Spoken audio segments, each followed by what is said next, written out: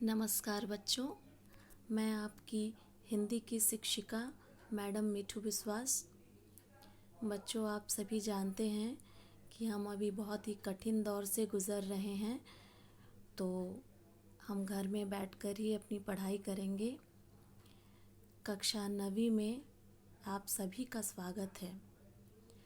क्षितिज भाग 1 जो आप इस साल पढ़ेंगे, उसमें गद्य खंड में से पहला पाठ है दो बैलों की कथा, जिसके लेखक हैं मुंशी प्रेमचंद। आप सभी ने पहले भी इस उपन्यासकार और कथाकार का नाम सुना ही होगा। प्राथमिक संभाग में आप लोगों ने ईदगाह कहानी पढ़ी होगी, आप सभी को याद है। तो सबसे पहले हम मुंशी प्रेमचंद के बारे में जानेंगे। हिंदी साहित्य में उपन्यास सम्राट के नाम से विख्यात मुंशी प्रेमचंद का जन्म वाराणसी के निकट लम्ही नामक स्थान पर सन 1880 में हुआ था। प्रेमचंद के बचपन का नाम धनपत राय था। उनके पिता का नाम अजायब राय और माता का नाम आनंदी देवी था। इनके कहानियों का संग्रह मानसरोवर के नाम से 8 भागों में संकलित है। इनकी रचनाएं निम्नलिखित हैं। उपन्यास में गोदान, सेवा सदन, प्रतिज्ञा, प्रेमाश्रम, वरदान, कायाकल्प, निर्मला, रंगभूमि, गबन तथा कर्मभूमि। इनकी प्रसिद्ध कहानियां हैं कफन, नवनिधि, प्रेरणा, प्रेम प्रसून, प्रेम पच्चीसी, मनमोहक, समर यात्रा और सप्त सरोज। दो बैलों की कथा के माध्यम से प्रेमचंद ने कृषक समाज और पशुओं के भावात्मक संबंध का वर्णन किया है। इस कहानी में उन्होंने यह भी बताया है कि स्वतंत्रता सहज में नहीं मिलती, उसके लिए बार बार संघर्ष करना पड़ता है। इस प्रकार परोक्ष रूप से यह कहानी आज़ादी के आंदोलन की भावना से जुड़ी है। इसके साथ ही इस कहानी में प्रेमचंद ने पंचतंत्र और हितोपदेश की कथा परंपरा का उपयोग और विकास किया है। तो बच्चों, सबसे पहले हम इस कहानी को थोड़े संक्षिप्त में पढ़ेंगे। हालांकि पुस्तक में ये काफ़ी पन्नों में है, बहुत बड़ी कहानी है, लेकिन हम यहाँ उसको ज़रा संक्षिप्त में पढ़ेंगे। तो कहानी इस प्रकार है। झूरी के पास 2 बैल थे, हीरा और मोती। दोनों डील डॉल में ऊंचे, देखने में सुंदर और काम में चौकस थे। साथ साथ रहते रहते दोनों में भाईचारा हो गया था। वे बिना कुछ कहे एक दूसरे के मन की बात समझ लेते थे। झूरी उनका बड़ा ध्यान रखता था। वे भी झूरी को बहुत चाहते थे। एक बार झूरी ने कुछ दिनों के लिए दोनों को अपने ससुराल भेजा। उनकी पत्नी का भाई गया उन्हें लेने आया। रास्ते में दोनों ने गया को बहुत तंग किया। उन्हें आश्चर्य हो रहा था कि झूरी ने उन्हें बेचा क्यों है। घर पहुंचकर गया ने उन्हें बांध दिया और उनके आगे रूखा सूखा भूसा डाल दिया। नई जगह, नए लोग। हीरा मोती ने नाद में मुंह तक न डाला। रात में दोनों ने वहां से भाग जाने की सलाह की। उन्होंने जोर लगाकर रस्सियां तोड़ डाली और वहां से भाग निकले। सुबह होने पर झूरी ने जब उन्हें थान पर खड़े देखा तो उसका हृदय भर आया। उसने दौड़कर उन्हें गले लगा लिया। घर और गांव के लड़के जमा हो गए और तालियां बजा बजा कर उनका स्वागत करने लगे। परंतु झूरी की पत्नी उन्हें देखकर जल भुन गई। उसने उनके सामने रूखा सूखा भूसा डाल दिया, पर दोनों बड़े खुश थे। अगले दिन गया फिर उन्हें ले जाने आ गया। इस बार वह उन्हें गाड़ी में जोत कर ले गया। रास्ते में मोती ने गाड़ी को गड्ढे में ढकेल देना चाहा, पर हीरा ज्यादा सहनशील था। उसने गाड़ी संभाल ली। घर पहुंचकर गया ने उन्हें सख्त काम लेना शुरू कर दिया। वह उन्हें दिन भर हल में जोतता। झूरी ने कभी उन्हें फूल की छड़ी तक से नहीं छुआ था, पर गया जब तब उन्हें खूब पीटता। मोटे रस्से से बांधकर उनके सामने रूखा सूखा भूसा डाल देता।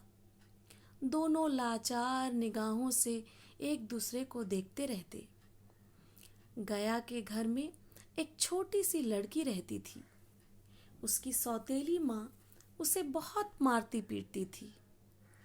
बैलों की दुर्दशा देखकर लड़की को उन पर दया आती थी। वह रात में चुपके से आकर उन्हें रोटी खिलाती। उसके प्यार के सामने दोनों बैल अपनी मार और अपमान भूल जाते, लेकिन अब उनसे और सहन नहीं होता था। दोनों ने वहां से भागने का निश्चय किया। रस्सा बहुत मोटा था, तोड़ना आसान न था। मोती रस्से को चबाकर तोड़ने की कोशिश करने लगा। तभी वह लड़की वहां आई। लड़की ने सुबह घर में सुना था कि आज हीरा मोती की नाक में नकेल डाली जाएगी। उसने उन दोनों के रस्से खोल दिए। दोनों वहां से भाग निकले। थोड़ी देर बाद लड़की ने शोर मचा दिया कि बैल रस्सी तोड़कर भाग गए हैं। गया उनके पीछे दौड़ा। बैल थे कि सीधे भागते चले गए। उन्हें रास्ते का भी ध्यान न रहा। गया को खाली हाथ लौटना पड़ा। हीरा और मोती ने आजादी की सांस ली। रास्ते में उन्हें एक सांड मिला। सांड हीरा मोती की ओर लपका। दोनों के होश उड़ गए। भागना बेकार था, इसलिए दोनों ने हिम्मत से काम लिया। सांड ने हीरा पर वार किया तो मोती ने पीछे से उस पर सींगों से चोट की। सांड मोती की ओर पलटा तो हीरा ने उस पर सींग चला दिए। सांड घबरा गया। दोनों ने मिलकर उसको जख्मी कर दिया। सांड भागा। हीरा मोती ने दूर तक उसका पीछा किया। सांड बेदम होकर गिर पड़ा। दोनों ने उसे छोड़ दिया। दोनों आगे चले तो रास्ते में मटर का खेत दिखाई दिया। भूखे तो थे ही। हरी भरी मटर देखकर उनकी भूख और बढ़ गई। वे खेत में घुस गए और लगे मटर खाने। तभी खेत के रखवाले ने उन्हें देख लिया। उन्होंने दोनों को घेर लिया। हीरा तो भाग निकला, पर मोती का खुर कीचड़ में धंस गया। वह न भाग सका। उसे संकट में देख हीरा भी वापस आ गया। दोनों को पकड़कर कांजी हाउस में बंद करा दिया गया। हीरा मोती ने देखा कि कांजी हाउस में और भी बहुत से जानवर थे। भैंसे, घोड़ियाँ, घोड़े, गधे, सबके सब मरियल, कमज़ोर, दुबले पतले। सारा दिन हीरा मोती को खाने पीने को कुछ न मिला। रात हुई। मोती ने हीरा से कहा कि दीवार तोड़कर बाहर निकल चलते हैं। उसने सिंग से दीवार पर चोट मारनी शुरू की। 2-4 चोटों में ही थोड़ी सी दीवार टूट गई। उसका उत्साह बढ़ा तो उसने दीवार को और जोर से धक्का मारा। आधी दीवार गिर गई। दीवार गिरते ही घोड़े, घोड़ियाँ, भैंसें और बकरियाँ भाग गई। मोती ने गधों को भी सींग हिला हिलाकर भगा दिया, पर हीरा भाग चलने को तैयार न हुआ। उसने मोती से कहा कि वह भाग जाए, पर क्या मोती अपने मित्र को छोड़कर जा सकता था? वह भी हीरा के पास आकर लेट गया। सुबह होते ही कांजी हाउस में खलबली मच गई। हीरा मोती को मोटे मोटे रस्सों से बांध दिया गया और मरम्मत हुई सो अलग। 1 सप्ताह तक उन्हें तिनका तक भी खाने को न दिया गया। बस दिन भर में एक बार पानी जरूर दे देते थे। दोनों इतने कमजोर हो गए कि उनसे उठा तक न जाता था। उनकी हड्डियां निकल आई थीं। एक दिन कांजी हाउस वालों ने हीरा मोती को नीलाम कर दिया। लाल लाल आंखों वाले दड़ियल आदमी को देखते ही दोनों के दिल कांप उठे। वह आदमी उन्हें लेकर चल दिया। रास्ते में गाय बैलों को मजे से जुगाली करते देख उन्हें अपनी दशा पर रोना आ रहा था। तभी दोनों को लगा कि रास्ता तो जाना पहचाना है। वही खेत, वही बाग, वही गांव जिस रास्ते से गया उन्हें ले गया था। हमारा घर पास ही है। ऐसा सोचते ही दोनों की चाल तेज हो गई। सारी कमजोरी गायब हो गई। दोनों में न जाने कहां से दम आ गया और वे तेजी से भागे। दोनों भागकर सीधे अपने घर, अपने थान पर जा खड़े हुए। झूरी द्वार पर ही धूप खा रहा था। बैलों को देखा तो खुशी से दौड़ पड़ा और उनसे लिपट गया। तभी दाढ़ी वाला हांफता हांफता आ पहुंचा और बैलों की रस्सी पकड़कर बोला कि बैल मेरे हैं। मोती ने आओ देखा न ताओ, झट से दड़ियल पर सींग चला दिए। दड़ियल जान बचाकर वहां से भागा। जरा देर में ही नाद में खली, भूसा, चोकर, दाना भर दिया गया। दोनों मित्र खाने लगे। झूरी खड़ा उनकी पीठ सहला रहा था।